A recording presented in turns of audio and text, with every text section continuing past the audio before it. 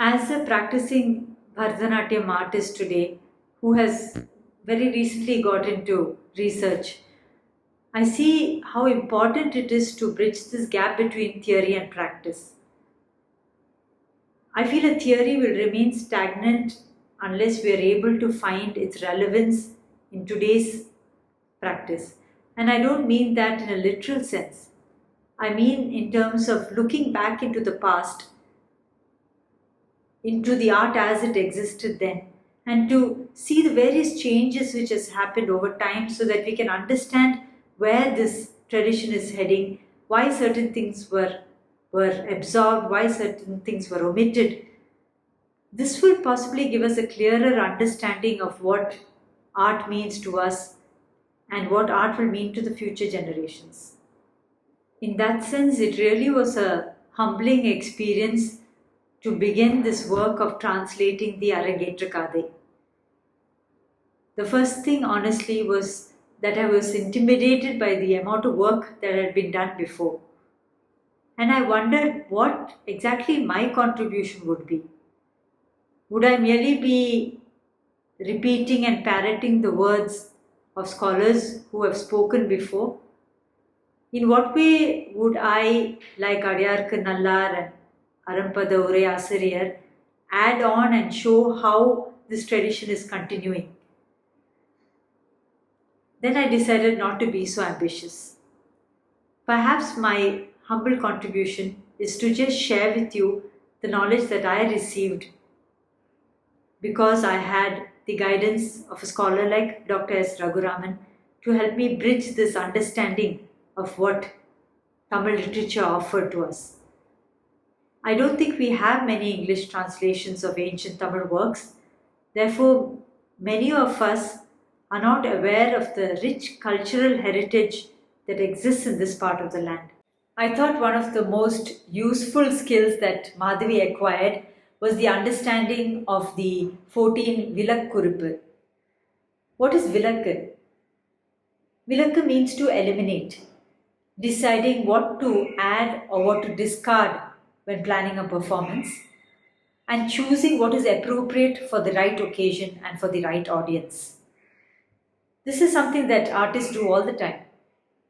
Every time we have a performance, we think of the theme, the target audience, the lyrics we want to choose, the language we want to sing or dance in, the tala structures, a variety of talas, perhaps thematic or solo, etc. So many elements go into planning a performance. And the 14 Vilakkus remind us that a template is important to ensure that the performance is a successful one. Of the 14 components, one of them was of special interest to me, Suvai or Rasa.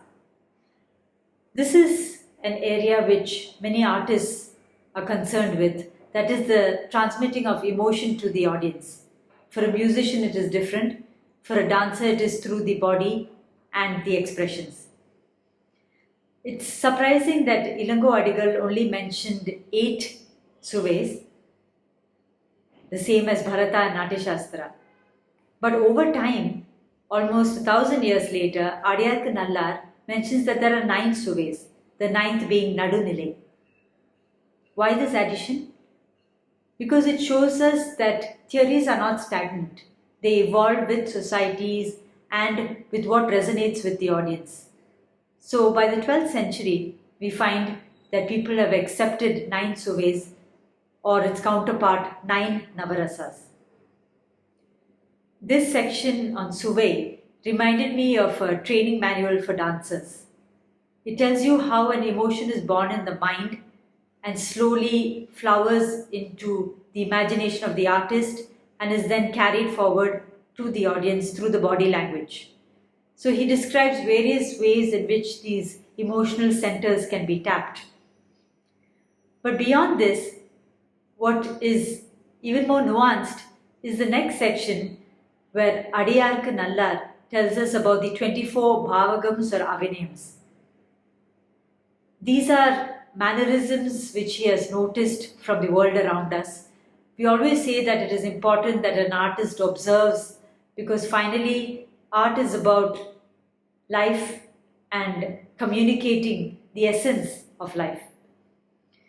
So here he tells us about, for example, how does a man feel or how does he behave when he has a cold or a headache? How would he be if he was out in the scorching sun or shivering in the cold? How would he be if he was irritable? Such a nuanced understanding of human behavior, and it makes us aware that body language and the act of bringing that out through the angika or the body is important in communicating effectively to the audience. The Arangetru even tells us about the construction of an auditorium for performance. And it goes into a lot of detail.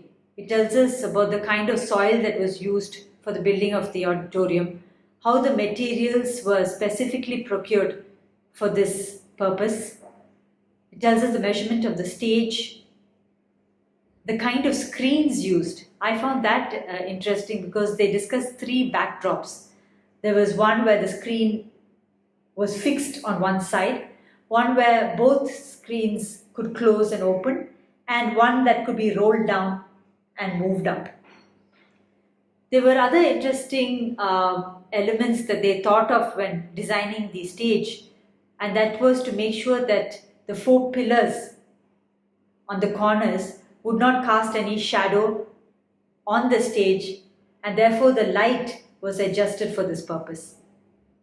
In the earlier section, I told you about Madhavi receiving the Talaikol after her Arangetru. This is a ceremonial staff which is presented to the dancer to proclaim to the people that she is proficient in the art of Kuthu. It is said that when the king went into enemy territories and defeated them, they would bring back the stick of the ceremonial umbrella, and this stick was then decorated and studded with gems made in gold. It was sanctified with holy water. A garland was placed on it. They would then take the Talaikol around the city with the king and the ministers, and then finally presented to the dancer after her performance. This elaborate ceremony just tells us how important Kuthu was and how much of respect there was for the art and the artist. I have shared with you just a few elements which I found interesting and intriguing in the study of the Silappatikaram. This text may be more than 2000 years old, but definitely has relevance for artists today, both as a performer and a researcher. I am happy to share with you that after 2 years of work under the guidance of Dr. S.Raghuraman, we have now published the Arangetru in English with commentaries by Arum Asiriyar and Adiyarkkunallar. The name of the book is A Grammar of Dance and will be released shortly in December 2020, just a couple of weeks away. The purpose of this book is to make accessible all this information to students and lovers of art, especially those of us who have a limited knowledge in Tamil and therefore may not be able to access the original text. This book has been divided into sections.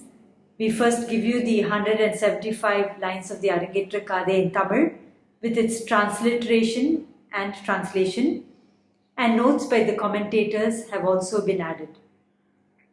I was lucky to have a very enthusiastic book designer, Rhoda Alex.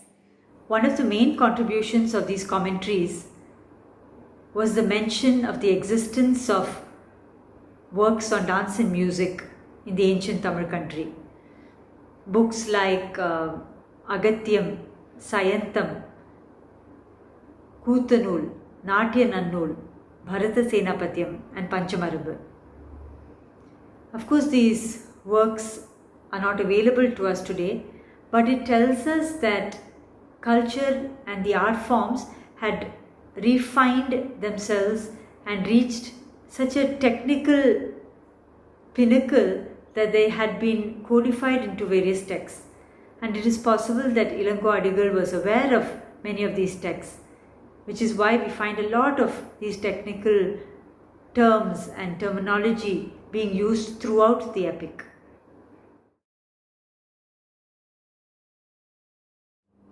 In this section, I thought we could discuss commentaries and the role of the commentator in documenting and preserving cultural heritage.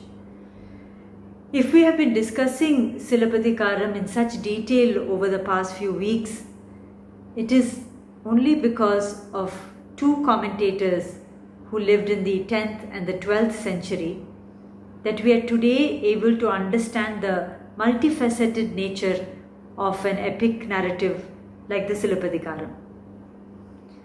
So, what is a commentary? You can look at it like a guidebook, a place where you can find understanding of certain terms which were used in passing in the original text, maybe the context of the word, or certain areas which are ambiguous, which the commentators then explain to us in much detail later. Because of course we have to remember that Ilango Adigal's main focus was on the story. Over time, what happens sometimes is that there is a gap which ensues between the author and the reader. Now this can happen because of a variety of reasons. One, changes in language, changes in the context of a word, and sometimes we need more clarity on certain expressions which were just used as part of the story. For example, Ilango Adigal tells us in the Arangetru Kadai that Madhavi knew the Iruvagai Kuthu. Now, for those of us who are interested in the history of dance and to know more about what the Dravidian system of dance and music was then, we would wonder what this Iruvagai Kuthu was. And so both these commentators give us different explanations. Arampada Urai Asiriyar tells us that it could have been the Vetiyal and the Poduviyal dances, that is the dances that were danced in the court and the dances which were performed for the common man. Adiyarkkunallar, who comes 2 centuries later, then gives us 6 varieties of Iruvagai Kuthu, which we discussed in the previous section, one of them which is the Shanti Kuthu and the Vinoda Kuthu. So the commentaries are like treasure houses because they not only explain in detail what the author could have possibly meant, but they also take into account the cultural practices of their own times and include that in the notes in the commentaries. So in this way we are able to see how an art form evolves over time and becomes part of the continuum of tradition. So if you take any art form or any cultural tradition as the flow of a river, then from the source of Ilango Adigal, we see that it moves through various periods, and every single commentator who speaks about the text and records it tells us that there has been an evolution of ideas, that certain ideas have been added to this stream of water, certain ideas may have been discarded as well, and it is this stream which is carried on towards us here in the 21st century. So it feels good to be part of a tradition which has come a long way, and a tradition which doesn't stop here but which must flow on to the next few generations. So the biggest inspiration for a dancer like me is to know that we are all part of this long flowing tradition. It also puts a sense of responsibility on us, because just as all the commentators and scholars over the years have taken the effort to document what they have done, to give us an understanding of where this river came from and how it has flowed through the ages, we too have a responsibility to pass on this information to the next generation. Because the practice that we do today, documented, then becomes a reference point for the future generation. Since we were on the topic of great scholars, I thought I could tell you a little more about these two commentators. The first one, Arum urai Asiriyar of 10th century. Well, that's not really his name. That was a title given to him because we don't know who wrote the text. The title basically means the one who is an excellent commentator. Arum, excellent. Pada, word. Urai, the commentary. Asiriyar, teacher. And it is really amazing sitting in this day and age to know that such an extensive work was written by an anonymous author. But that is perhaps true of most ancient traditional artists. If you look at the sculptures on the temples, we don't know who has done them. They have just done their work and passed on in time. Like that, we are lucky to have this text of the 10th century. This commentary lays the foundation for our understanding of the Silappatikaram. 2 centuries later, we have the next commentator, Adiyarkkunallar, who of course built on the foundation of his predecessor and gave us an idea of how the art form had evolved in the 200 years. For example, Arum urai Asiriyar mentions that there are 28 pindikai or single hand gestures. By the time we reach the 12th century, we see that in Adiyarkkunallar's commentary, the number has increased to 33. Like this, all that we have been discussing over the last 2 sessions are largely based on Adiyarkkunallar's detailed commentary on various aspects like Suvai, the 14 Villakus, the construction of the Auditorium, Madhavi's Arangetru, the Talaikol, and for musicians there is a host of information on the making of instruments, on the fingering and tuning techniques. There is also one section which tells us in detail about how sound is produced in the body by the combination of the 5 elements. Besides dance and music, there was one section which was of interest. This happens a little later on in the story when the goldsmith who traps Kovalan at the marketplace and tries to convince everyone that Kovalan is a thief, then tells us that there are 8 ways in which a thief can be identified. Here, Adiyarkkunallar gives us a cross-reference of a book which existed, which told us about dacoitry and the art of stealing. Essentially, both these commentators have uncovered the treasures that lie within this grand epic, the Silappatikaram. Thanks to them, we have a clear understanding of what the art of Kuthu and Adal was almost 2000 years ago. There is another very important person without whom we would not even know about these commentaries that were written by the great scholars of the past. And that person is a scholar who lived in the 19th century, Swaminatha Iyer. In fact, everything that we know about Ilango Adigal, Adiyarkkunallar, Arum urai Asiriyar is because of this great man. And truly it is the most touching and inspiring story that I've heard in a long time.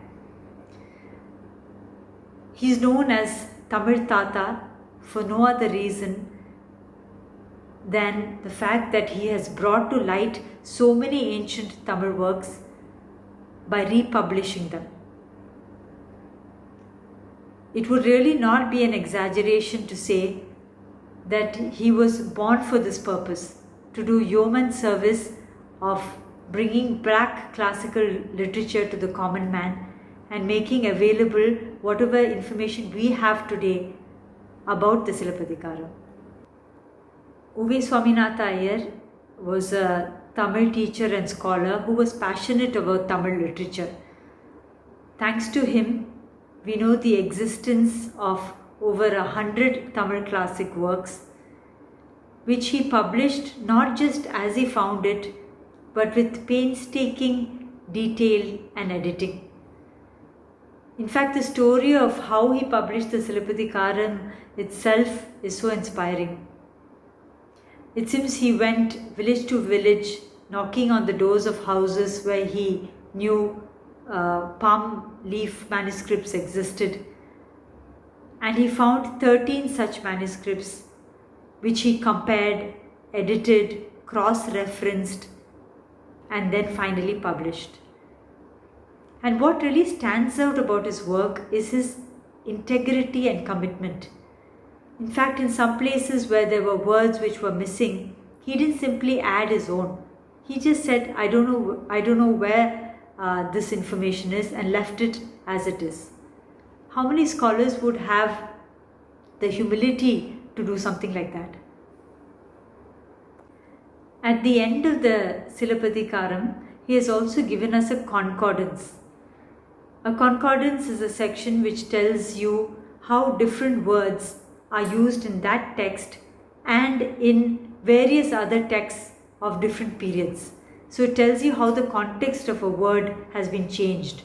And by doing that, again, it is a documentation of how words have changed, linguistics have changed, culture has changed. In fact, when he gave this or showed this monumental work to the British principal of the Presidency College, it seems the principal was astounded and said that this looks like the work that was done on Shakespeare's plays. To which Swaminatha replied, "Who's Shakespeare?" This just goes to show that he had developed his own research methodology, thinking about what would be important document for posterity. When we look at the lives of these great scholars, Arum urai Asiriyar, Adiyarkkunallar, and Swaminatha Iyer, we realize that their biggest contribution is to give us an idea of how this cultural is a continuum, to connect the dots between Ilango Adigal and us sitting here in the 21st century. And this work must go on in whatever little way. Today, as practitioners of dance, maybe as researchers or just lovers of this art, if we can document what we have in these times, the culture, the practice, the technique, and pass it on to the next generation, then this river will continue to flow, and we will be part of this large, beautiful tradition. Thank you all for joining us.